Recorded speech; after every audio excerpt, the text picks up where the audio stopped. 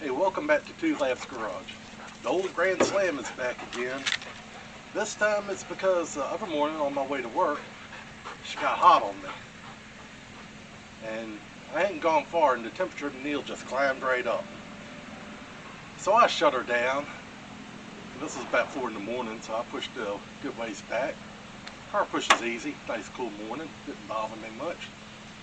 But I got to a point where I really wanted the power steering on to the correct course.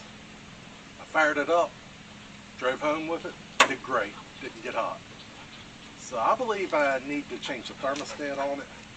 I've looked at this car and, well, it's a whole lot more complicated, or at least it appears to be, than the older stuff I'm used to working on. So anyway, I'm going to dig in, change the thermostat on the old Grand AM. We're going to see how it goes. Also, I'll throw in there that you're going to be seeing this from the point of view of somebody that's never worked on the thermostat of one of these. I'm not a trained mechanic. This isn't a job I've done 100 times before, so if you're watching to learn how to do it, guessing you're kind of a rookie at like me, so you'll get to see it from a rookie's point of view. Take care. Welcome to Two Labs Garage.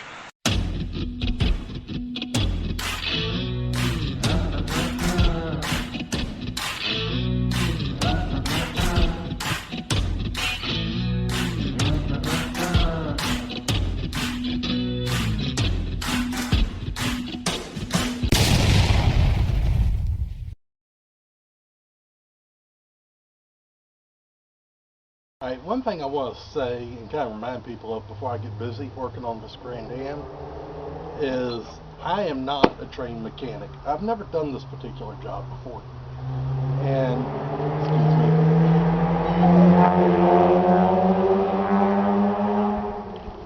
me. Sorry if there was a rice burner with that. Anyway, like I said, I'm not a trained mechanic. Never done this job before. And I imagine that if you're watching this video, you're probably in the situation too where you've never done this before. And that's fine. There are some other videos on YouTube on how to do this, and these people know what they're doing, and I'm not taking anything away from them. However, somebody who's an expert at their craft tends to know some tips and tricks, and they know how to negotiate things that somebody who's just learning how to do it hadn't encountered. Therefore, I'm going to present this in a way that is for a first timer. I'm not assuming you have a whole lot of mechanical knowledge. If you do, great. I'm not knocking you. I'm going to present this in a way that more focused for people that have some limited mechanical knowledge and things that, somebody who's just never done this will encounter. This perspective, I hope that you'll avoid some of the pitfalls that I had doing this. Anybody who's a master of aircraft sometimes takes little things for granted, but a novice would not. So anyway, I'm going to tell you, as you can see, I've been working on this thing. I'm actually close to complete. I've encountered some things. I've learned a lot through this, and I'm going to present this to you from a novice point of view. And I'm just going to give you a little bit of a spoiler. A novice can do this job. Alright, so I've done a little looking into it already. Already got the radiator cap off. Looks like the first thing you got to do is take this throttle body. At least the hose part and all off. So that's just a flathead screwdriver. Take this vacuum line off. I think it's been a while since you've been off. These electric lines. Saw one up top. I didn't see this one at first. I'm going ahead and get the air cleaner box off. What would be smart would be for me to go ahead and, before I put this back on the road, we'll get me a new air cleaner. I didn't think about that when I was ordering the thermostat. Well, it's actually in excellent shape. There's one bolt to the thermostat housing. That'll not be too bad.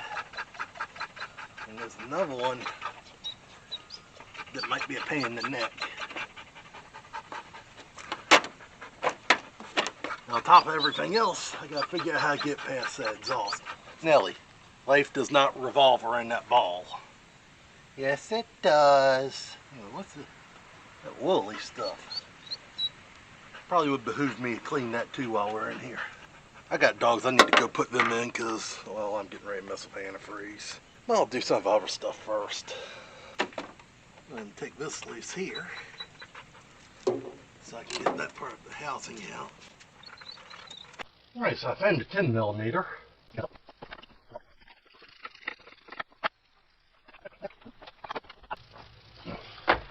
Alright, so I got my extension set. See if I can't get that one.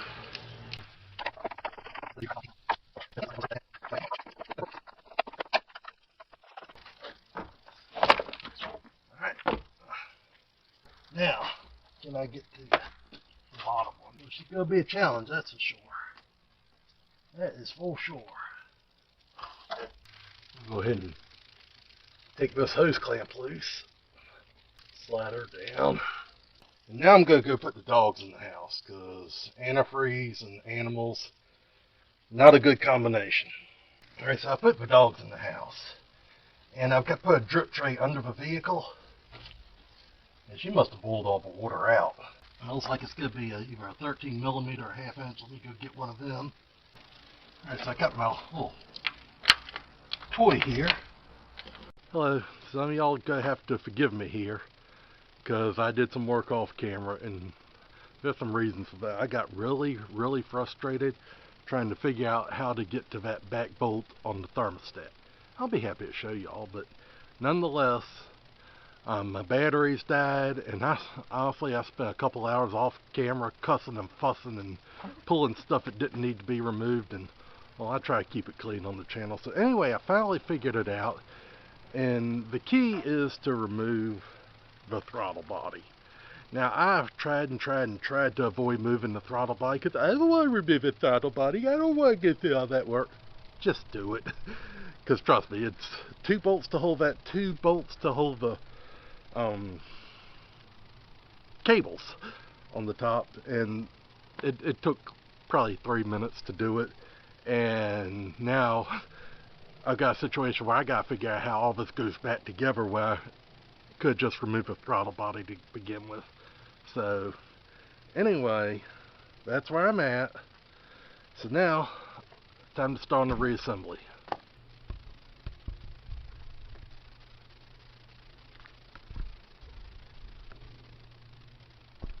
Alright, so I really need to do some battery work here. So you're on one of the really old cameras right now, and I'm just bringing this up because there's no way for me to insulate the microphone against wind, so I hope it's not too bad. Anyway, where did I put them bolts? So you're on one of the really old cameras right now, and I'm just bringing this up because there's no way for me to insulate the microphone against wind, so I hope it's not too bad. Anyway, where did I put them bolts? Ah, here they are on top of the battery. So go ahead and start the one down here, because evidently you don't have to take it all the way out. Alright, and now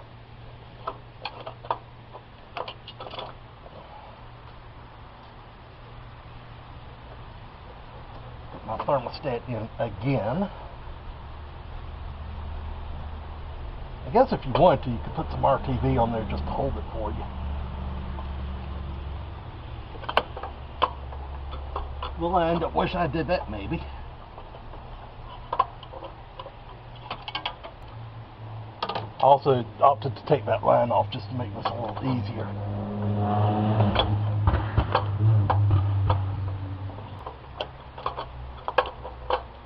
Alright, let's try this. Come on.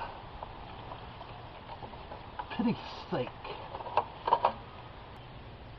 Alright, so evidently that didn't work too well, so I'm going to try again without that bolt.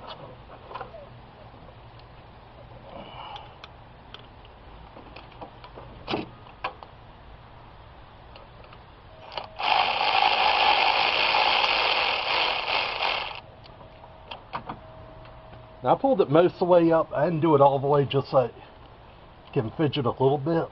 And basically you're down here doing this blind. Wish you could get your hands on the person that designed this. You'd probably strangle them. I mean, it's a good thing you can't get your hands on them. Alright, I got the thread started. Now I gotta get the cramps out of my hand. Now you just take a 1/2 inch wrench or whatever. Go through the slow, painstaking process of tightening this thing up. little by little by little. And there ain't no way to get a socket on this. Or a gear wrench, because believe me, I have tried. Oh, dadgummit, you piece of turd. Alright, so I put a little lubricant on the screw. Hopefully that'll help get it in there.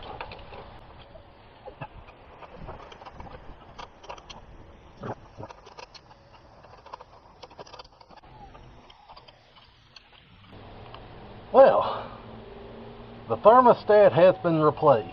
And I'll say this thing fought me to the point where I was going and literally going in my box and getting different brands of wrenches, just trying to find which one worked the best.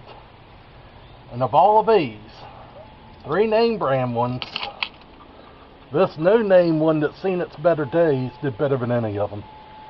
I think it's because it was smaller right in this area and could get in a little closer, but yeah, that fought me. Now, to put the dumb car back together and try to remember where everything went. About that. Okay, so I guess first of all, it'll be this here pipe. Now, it's got O-ring on this end. Let me make sure y'all in. Alright, that should be a little better. Well, for Pete's sake, you got to be kidding me. It is supposed to have an O-ring here. Turns out it had RTV. Cool beans. So now I got to decide, am I going to go and put an O-ring on this like it probably should have. Make sure it's got a groove board and whatnot. Or do I just do what the last person did and cake some RTV in here? Alright, so I thought about it, and I came close to doing the RTV, but I decided, probably better off just doing the O-ring, doing it right. But anyway, I got my pick here to try to get the old O-ring out, and naturally it didn't stay in one piece. So, I'm going to have to try to figure this one out. Great. So, being I don't have the old O-ring to use, we measure with the scale here. I picked this up at Northern Tool. $10. Thing has paid for itself many times over. It's like 1 inch there. 7/8 to 1. Go ahead and lock the scale down and I guess head off and get me some O-rings. Probably a variety pack. Alright, so went to the AutoZone and I got a pack of O-rings that look like they fit. They're actually GM distributor O-rings. I found one that fit pretty good. Hopefully that'll do the job. So we'll go ahead and stick this rubber hose on here. And where did I put that stuff over here? I'm going to spray just a little silicone. Just to help it down so it doesn't damage the O-ring. Forgive my dog whining.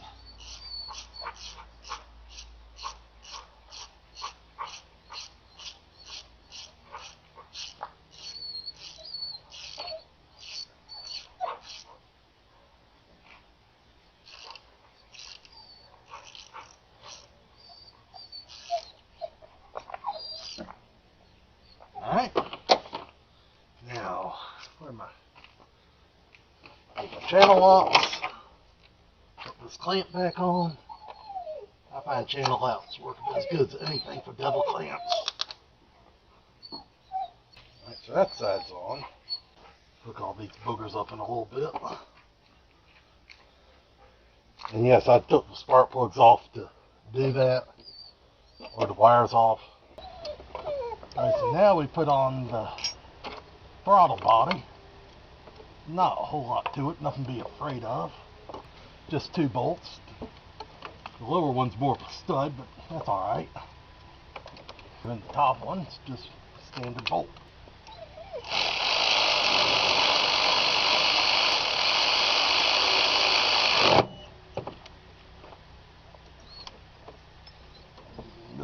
here. You're gonna need a deep well for that.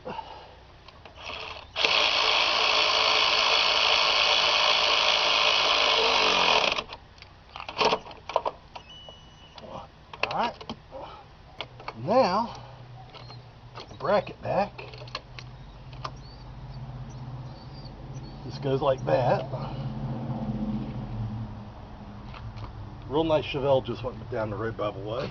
And for that, just use these two bolts here. I believe these are 10mm as well. And just tighten up. Now see what I'm saying? That wasn't so bad. I could have saved myself a lot of headache by just doing that to begin with. Now this pipe, a lot of people get afraid to take this off because of the way that it is. No, seriously, these things tend to get stuck. That's no worry, especially since I'm out here. I bust them loose. Alright, so I got it all busted loose. Line wrenches really help with that. Go put it back on. I don't know if this is entirely necessary, but I'm going to do it anyway. I'm going to put a little bit of pipe dope on the threads. Almost looks like it may have had red Loctite on it, which may explain part of why these things are so darn stuck. Either way, we'll fix it. Wrong size. That was worth a try. This is 15mm, by the way. Alright, so that's pretty tight. Now squirt a little silicone on this nut so it's spinning good now. I'm just going to fish it through here. Thread that on. Alright, so that's on. Now we go to the other side of the car where that line connects to the reservoir tank. Have that on there. Channel locks.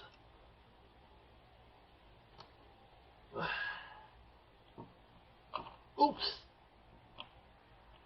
There we go. That's hooked up. Now, up under the throttle body, there's two smaller coolant lines. More like the size of a fuel line, but nonetheless, they are what they are. Slide them down.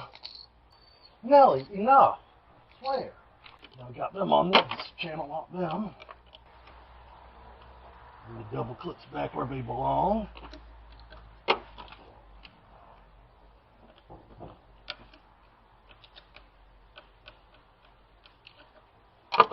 Now all this rigmarole of wires, they only go one place. They won't fit in the wrong spots. Don't let that scare you about remembering where they go. That's hooked back up. I know I would have that with a pair of pliers. So all that's hooked back up. Now, obviously, the radiator hose. That's pretty self-explanatory. The devil clamp's long gone on this. There's that. Now let's basically put the air box back on, if I remember right. Mass airflow sensor. That does need to go on. And that needs to be found. Where did I put that? Well, I went on vacation, so it's been about a week and a half since I last worked on the Grand AM. So I'm certain by now I've forgotten everything I've taken off, so putting it back together should be no trouble at all. Yep, this thing's broke for good. Alright. I washed my air cleaner box. I'm going to need to put that back in. I got to take this back off. Oh, yeah. See, I never hooked that back up. This is going to work great. Where's all my hardware at? Oh boy. Alright, so I found both retaining nuts for the air box. One of them's right here. I found that one on the ground. The other one I found on top of the battery. That's a good thing. Now this one right here is way down in there, so again I'm going to use my painter's tape trick. I'm telling you, this is an awesome trick. On my 10mm, just got the nut painter's taped on there. Select it for forward.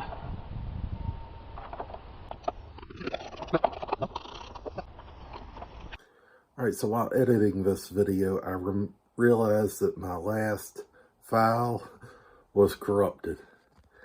And this is the kind of thing where you just don't get to do a take two.